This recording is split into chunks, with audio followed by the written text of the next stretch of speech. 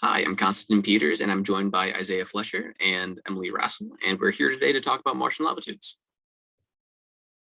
So this is our agenda for our presentation. And to talk about the motivation for it, for habitation at least, these natural structures can help reduce the resources necessary in order to create habitats on Mars. Also, it can contain these resources as well. And it's believed to have water ice that can help with both the consumables and also with propulsion and other things. Along with this is scientific research. Because of the protective nature of these caverns, they could preserve artifacts of life on Mars or even contain life in general. And then the evolution of these tubes could give us insight into the planetary phenomena that occur on Mars, as well as possibly even Earth that we don't know about.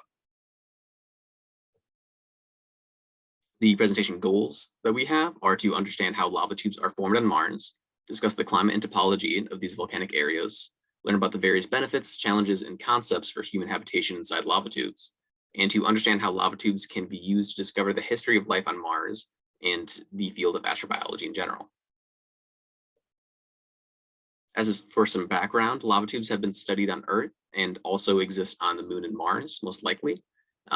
No mission has been conducted to explore Martian lava tubes, however, and they were first observed as sinkholes, as you can kind of see in the bottom there. There have been more than 1,000 cave entrances that have been found on Mars, according to the United States Geological Service. And they have been recognized by photos from the Viking program, and then further investigated by Mars Odyssey, Mars Global Surveyor, Mars Express, and the Mars Reconnaissance Orbiter. Now we'll talk about planetary formations. So Mars, like all the other terrestrial planets, were formed by hot gases that eventually clumped together and hardened on the outside to have a crust to it. Because of these hot gases, there was a lot of residual heat from these formations that exist in the cores of these planets. Currently, the volcanic structures that we see today on Mars were formed roughly 3.6 billion years ago, which is not too far away in terms of planetary history. The plume activity has decreased on Mars due to the cooling of the core, however, and it's believed that the volcanic activity had localized in the Tharsis region before it stopped completely roughly 100 million years ago. Talking about the Martian volcanics, there are several different structures in these volcanic regions. There's central, Doli, Petrae, as well as small dome volcanoes. In addition to that, there's also volcanic plains and vents. All these structures mostly exist in the Tharsis and Elysium provinces, though you do see them in other regions of Mars. And these structures are mostly volcanic basalt structures, which resemble closely to Earth, except they're much larger to the fact mostly of the low gravity on Mars. And the bottom, there is a diagram showing the different types of volcanoes and how they stack up against each other, as well as some examples from Earth. In the top right, you can look at the layered bedrocks and how some of these structures look on Mars, as well as in the bottom right, the picture that Perseverance took of a volcanic region of Mars. There are two main flow types for lava. One is Pahoho flows. These are smooth, gently undulating flows, which you can see in the image to the right there as the red liquid. They have a plastic crust to them that constantly changes on the surface. It's almost like a skin to it. And then in addition to that, there are AA flows. These are exceedingly rough surface covered flows with layers of partly loose rocks called clackers, due to the way that they mash together and make these clacking noises. They're fed principally by rivers of liquid lava flowing in from open channels. And the way that they move is that the rock chunks from the top roll down and are overridden by the pasty underlayer. Now for lava tubes, they can consist of a singular sinuous or rectilinear tunnel, interlaced tunnels, and or multi-level tunnels.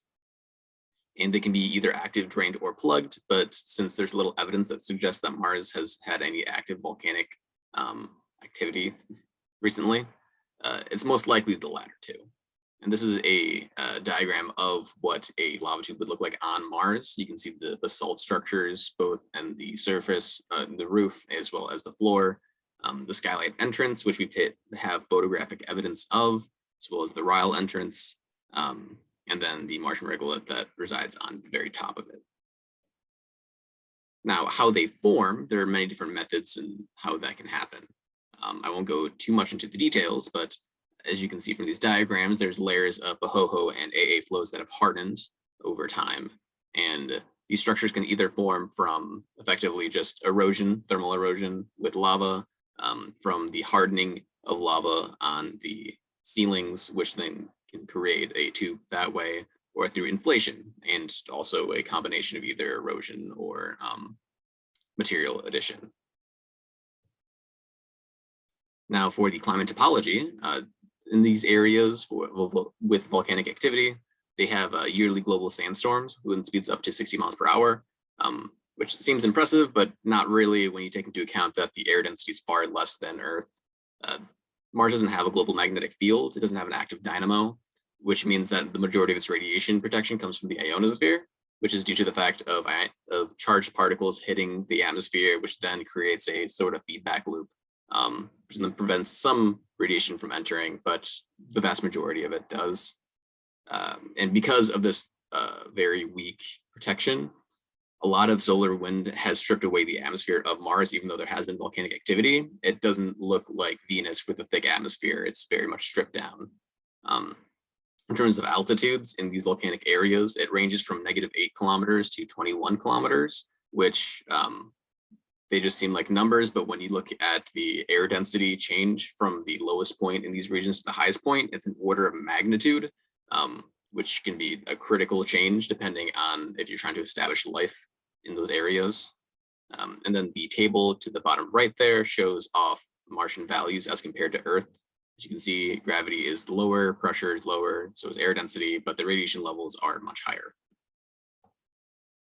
This is a map of the Tharsis region. In the left, you can see Olympus Mons, which is the largest mountain ever observed in the solar system. And you can also see that there are some low areas as well in that area. And just to give another idea of how big of a difference that the altitudes are within this region, it's about 3 times the depth of the Mariana Trench. And now I will pass it over to Emily to talk about habitation. Hi, so I'm going to talk about human habitation in lava tubes, and I'll start with what are the benefits. So the first benefit is time and money savings. So when the time comes to actually create a large, safe Martian base underground, by utilizing existing geological features such as lava tubes can save a lot of time, where it would have been spent with the digging process. It can instead be spent clearing lava tubes of debris and setting up some of that critical infrastructure like communication, power, and resource utilization. And similarly, lava tubes provide resources of their own, which can be extracted to save the cost of sending it all the way there from Earth.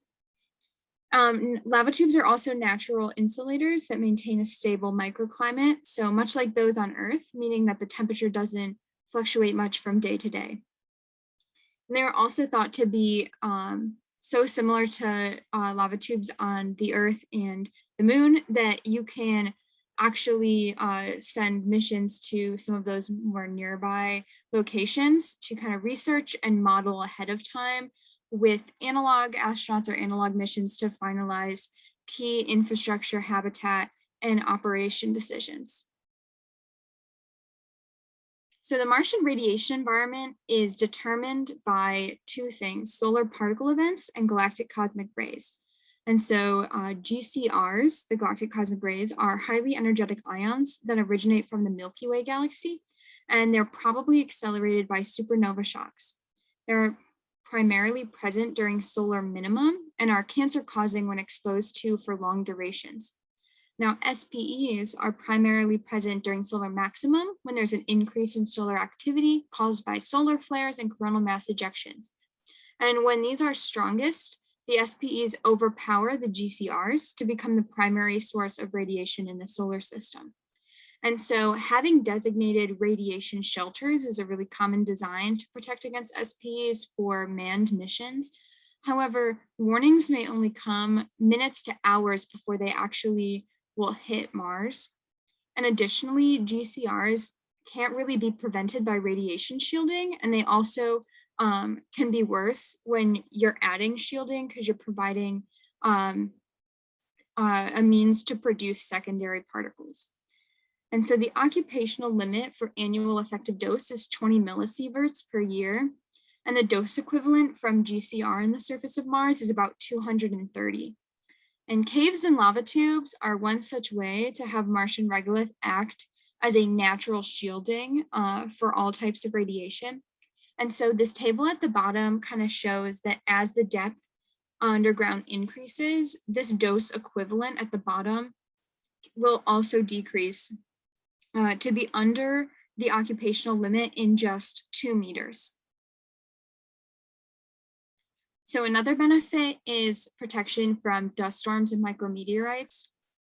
And so from the Apollo program, we have learned that the presence of dust can create many problems with hardware, astronaut health, and safety. And so the abrasive lunar regolith pictured at the top scratched at imaging lenses, cut at structural components, and clogged important mechanisms. And it adhered to solar panels and electronics boxes because of its electrostatic charge. And when it entered the lunar module from astronaut suits and equipment, the dust caused respiratory problems in the astronauts themselves and difficulty with resealing the suit helmets for secondary EVAs. And so while the Martian regolith is expected to be a lot less jagged than it is on the moon, some of the same problems will likely persist. And on Mars, not only are there common dust devils, but there's also local, regional, or global dust storms. And regolith soil covers most of the Martian surface and is really easily picked up by the wind and transported at high speeds. So aside from the potential physical damage the dust can cause to habitats, suits, and infrastructure, there's also a lot of harmful chemicals for humans.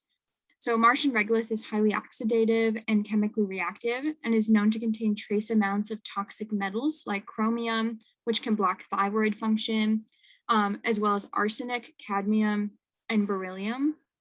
And additionally, Mars sees asteroid impacts more than 200 times a year. So lava tubes can provide a shelter as well for dust storms and micrometeorites when you are building habitats kind of away from the skylights and the lateral entrances. So what are NASA's plans? The NASA Design Reference Architecture, or the DRA, report discusses the agency's current baseline for manned missions to Mars with the trend of current technology development. So the report covers 3 manned missions to different locations, launching about 2 years apart. The landing vehicles have a 180-day journey to Mars to rendezvous with ISRU equipment, a habitat, and Mars ascent vehicle for their return home. And these habitats will be simple pressurized volumes on the Martian surface. And in this diagram, we can also see unpressurized and pressurized vehicles for traveling long distances. So while it's unlikely that lava tubes will be a part of this architecture for these initial missions, subsequent long-term habitats or bases might consider lava tubes for all of the benefits I've already discussed.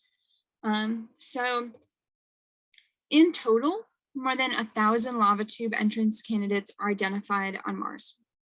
So the Mars Global Surveyor had a thermal camera that captured several skylights which are identified as potentially leading into lava tubes, as seen on the left here is a skylight on Pavonis Mons. And landing near lava tube locations also poses technical challenges, as re-entry speeds often exceed Mach 25, and the vehicle needs to dissipate all of that energy in 10 minutes. So in the Tharsis region, where there's high volcanic activity, and in the locations that Gus was talking about, you have huge altitude changes. And that makes this challenge even harder because your energy dissipation by atmospheric drag is weakened. So the landing vehicle would need a much higher propulsion system to slow it down. So some discussion has been made on the alternative of landing at low altitude and traveling 1,000 kilometers to access the tubes, but that's kind of a farther off question. So the question of how to narrow down identified lava tubes remains open, although there's various ranking criteria, which I'll discuss kind of briefly.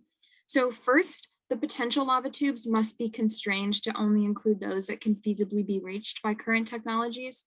So then after the improbable ones are kind of weeded out, the next step is to rank the remaining locations based on some more criteria. So they must have strong scientific potential to be viable as a funded mission. They must be easy to access to minimize the effort and risk to enter the lava tube, either through lateral entrances such as the end of a rail or by ropes descending through skylights. And the entrance needs to be like 5 meters by 5 meters for material and instrument transport. And if you're entering through a skylight, the lava tube can't be too deep or it'll pose challenges with communication and if you want to frequently travel to the surface. The internal roughness of the tube determines the build potential of the area. So habitats, especially inflatable designs, require smooth surfaces that won't easily puncture the skin. And if rocks need to be cleared out of the way, the minimum amount of collapsed debris is preferred because they can risk puncturing spacesuits as well. Additionally, the roof needs to be thick enough so that it doesn't collapse on the structure and have the minimum number of skylights for maximum protection against the dust storms, radiation, and micrometeorites. And then finally, the presence of subsurface ice or mineral resources is a really high priority for generating a self-sustaining base. So once the lava tube is identified, there's many steps that must be taken to prepare the lava tube for installation and monitoring of the base. So first, robots and drones should be programmed to help with mapping the interior of the lava tube, which has been done on Earth, scanning the ceiling and walls for places of low structural stability that could pose risks, clearing debris, and transporting materials. The next step is to install habitats, communication, power, light, ISRU facilities, and other necessary infrastructure. Communications and solar power facilities are going to have to be installed outside of the entrance of the lava tube where they have access to communicate with Earth and to the sun, and then wired to the base. And after all that is completed and secure, the base should be continually monitored for structural and environmental threats, repaired and expanded as needed. And the astronauts can then continue to conduct their science and exploration operations. So next I'm going to show some images of different habitat architectures. So the first one is having multiple smaller inflatable habitats, and this is the most common and the easiest design. However, inflatable material has a high risk of being damaged and leaking the pressurized cabin air, and thus could be covered by a 3D printed shell made out of the harvested basaltic material, as you can see on the left with the shell over top. And this would prevent major structural damage from smaller falling debris. And then the image on the right shows a similar architecture with a more traditional inflatable structure design. And then another common habitat design is to consider sealing and pressurizing large sections of the cave structure. So this is really ideal for large bases that want to change the ecosystem inside the cave to include gardens and food production. This could be accomplished by 3D printing a ceiling structure from that basaltic material and using it to block the ends and any cracks and holes in the lava tube. It would be super difficult to identify all the leak points, and this is really a lot less technically feasible, but still is considered as an option. And on the left shows an artistic depiction from the Marstopia International Design Competition, where they use water ice as a protective layer around a skylight elevator. And additionally on the right is the Bulgarian cave, which is used to inspire the design. So to wrap up, I want to discuss in situ resource utilization or mining of lava tubes, specifically of the water ice. So the potential for sufficient supplies of water ice is the most promising resource that can be found, extracted, and utilized in lava tubes. A research paper discovered through a model that due to the structure of the cave, water vapor would enter the cave, get trapped, and turn to ice, which would be stable and could last up to 100,000 years. And so the water remains present in the lava tube's microclimate as long as the pressure is enough to avoid sublimation. And the benefits of water include consumables like astronaut drinking water, breathable air, fuel sources from the oxygen and hydrogen. In addition, one can extract water, nitrogen, and helium from below the surface of lava tubes in the regolith. And this is commonly obtained through thermal mining. So thermal mining is achieved in two ways. The first is by heating the floor of the cave through heaters dropped into boreholes. And then the second is by using directed sunlight from the skylight holes, and it uses the minimum amount of energy to heat the ground. And then the water would turn into water vapor, and it could be collected and processed so that you can use it on the base. So next, I'll pass it off to Isaiah to talk about astrobiology. Thanks, Emily. So when first talking about astrobiology, it's important to look at the big picture. So NASA is currently searching for life all over the solar system. This includes missions to Mars, Europa, Jupiter, Titan, and even beyond our solar system with the great observatories like James Webb and Hubble. Looking for life beyond Earth and even beyond our solar system has a lot of very important impacts on science and also just what we know of life on Earth. And the first one is, if we find that there's only life here and life doesn't exist elsewhere in the solar system, life may be pretty rare throughout the universe, and we may be one of the only forms of intelligent life out there. However, if we find that there is life elsewhere in our solar system, that could suggest that life is actually fairly common, and there could be lots of life throughout the entire universe. Beyond that, finding life on other planets can give us a sort of time capsule, and we can look back and see how life evolved. And this can help fill in the picture and help us learn more about how life on Earth evolved as well. Right now, there are some sample return missions being planned, and there's a lot of new science on the horizon to look forward to. Next slide, please. So some potential scenarios for Martian life, or ways that life could have come about on Mars, are as follows. And these are hypothesized. There's still a bit of scientific debate going on, but they do have quite a few similarities. The first one is that Mars was mostly cold and dry with some surface water beneath ice sheets, but multicellular organisms were not able to evolve before the planet cooled. And anything that was alive when the planet cooled down had to retreat to the subsurface, so beneath the surface and into caves and structures like that, in order to either survive into the present day or just get fossilized. The second scenario is that Mars was still mostly cold and dry, but this time it had periodic flooding, and this led to localized water flows. So this means there could have been lakes, rivers, streams cropping up and moving in and out of existence over periods of tens or hundreds of years. And this would have allowed highly evolved microorganisms to flourish. But again, these would have had to retreat to the subsurface or go extinct when the planet cooled down. The final scenario is that Mars could have been an Earth-like water world. So you can see on the right side, that's one potential view of what Mars might have looked like. And this would have actually allowed multicellular organisms similar to Earth to have evolved. And these might have been fossilized as the planet cooled, especially given all the magmatic activity that occurred on Mars. Now, regardless of which scenario actually happened, at some point life could have existed on Mars in various forms, but as the planet cooled, it either died out or it had to go underground. Next slide, please. And one potential place for life to continue to survive underground, or at least get fossilized, would be lava tubes. So the Mars Science Laboratory has proved that Mars used to have water, but right now it's pretty inhospitable on the surface. As Emily discussed, there's high winds, dust storms. There's also a lot of temperature variations throughout the day and throughout the year. And also there's a significant amount of radiation in the atmosphere that comes from outside of Mars.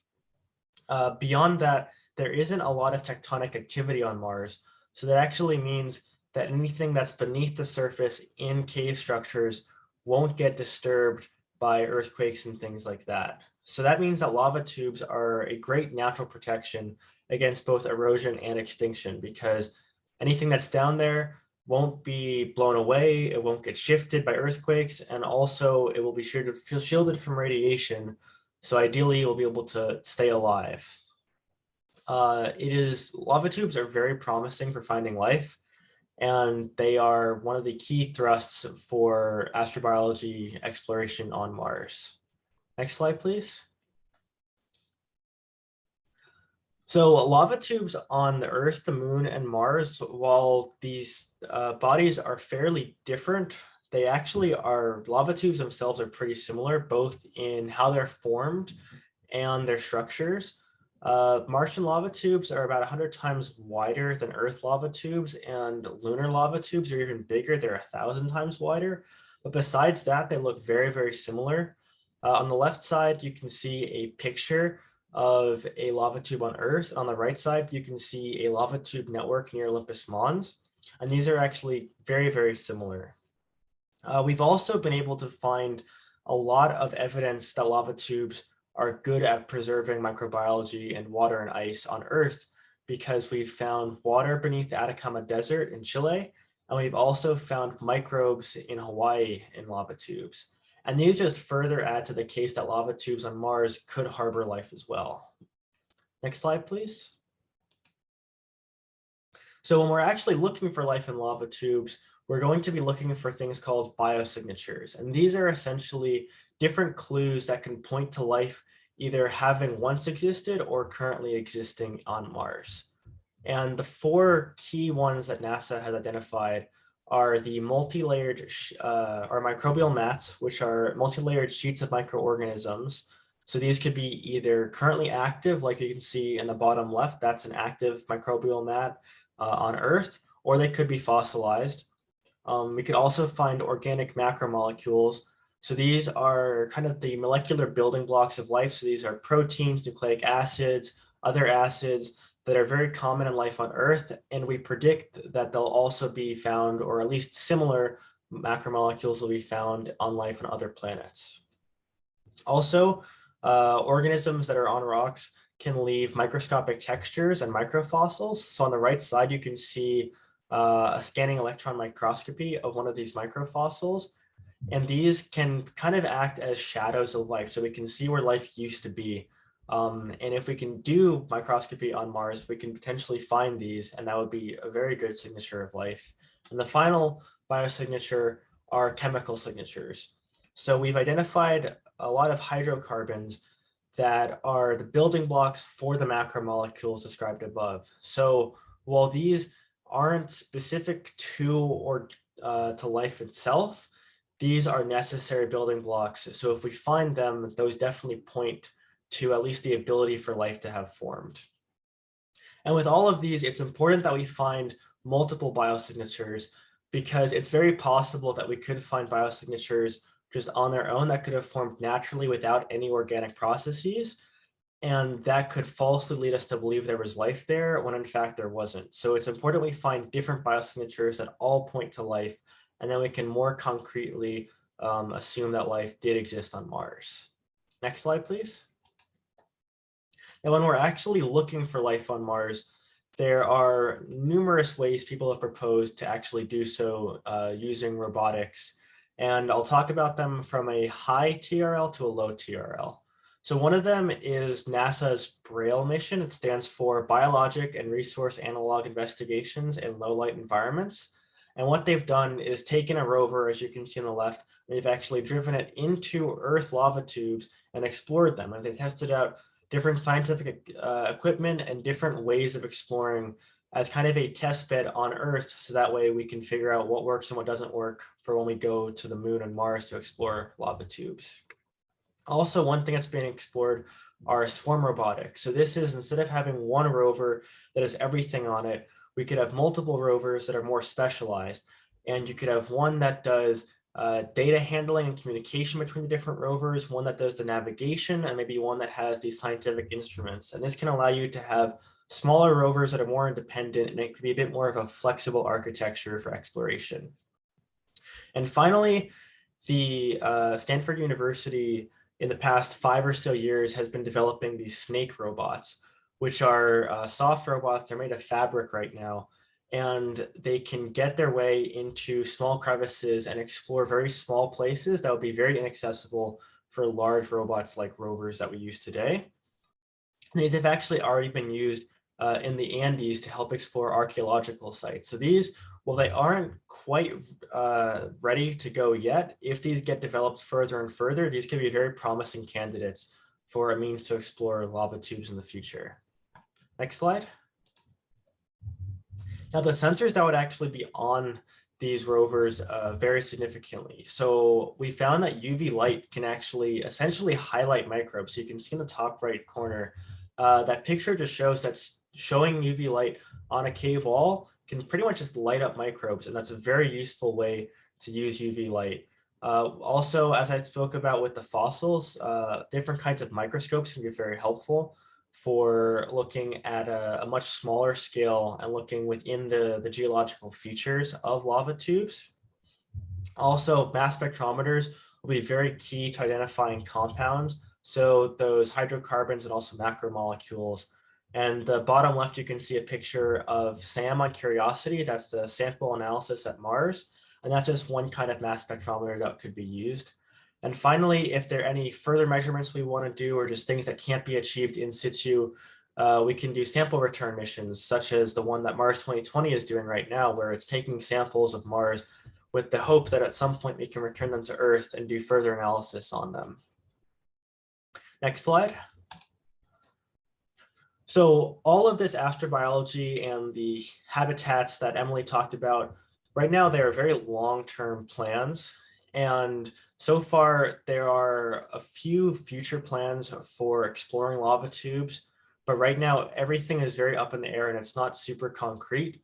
So in the 2020s, the European Space Agency has a 3-pronged lunar mission they're planning on doing, where one of the prongs is to perform a preliminary scout of entry pits. So those are those skylights and underground caves from the moon's surface. So that's pretty much figuring out which lava tubes are good candidates to explore. The next one is to lower a probe into one of those skylights and actually access the first part of the cave, which that animation you're seeing in the top right is showing what that would look like. And the final one is to explore an underground lava tube using autonomous rovers. So that's to actually go in even farther and explore more of it. Now, beyond ESA's missions, NASA has the HLS and Artemis missions, which are going to the moon in the 2020 to 2030 timeframe. And while there's no lava tube specific science that's currently been funded or allocated yet, that is definitely one of the potential scientific missions that might be occurring. And you can see in the bottom left, that's an architecture for one potential mission where you have some sort of base station on the surface that's communicating with rovers that are moving underground, and they're all distributed. And that's just one way we could potentially do that. And then the final thing is in the 2030s and beyond, NASA and various commercial companies are hoping to actually take humans to Mars. And as Emily discussed, one really good way for humans to live on Mars is to go into lava tubes. So while right now it seems like these are looking at surface habitats, lava tubes would definitely be a strong competitor as we get more and more developed on Mars. And I'll hand it back to Gus to finish off. So for concluding remarks, the volcanic formations on Mars are very similar to Earth's, as we've talked about. Therefore, we do believe that lava tubes exist, and they have taken photographs of skylights, which are most likely from lava tubes. And then we also know that they consist of basalt rock as well, which we can use for 3D printing material. In terms of the aid in establishment and search of life on Mars, these areas most likely contain water, which we can use for propulsion systems as well as consumables for humanity. Again, it has these construction materials that we can use for 3D printing to help build up these habitats, both in the tubes as well as on the surface of Mars. And then these tubes provide radiation shielding, which then can lead to the discovery of either life there, either fossilized or active, or just help with humanity to exist on in Mars. That concludes our presentation. Thank you all for listening, and we will now take questions.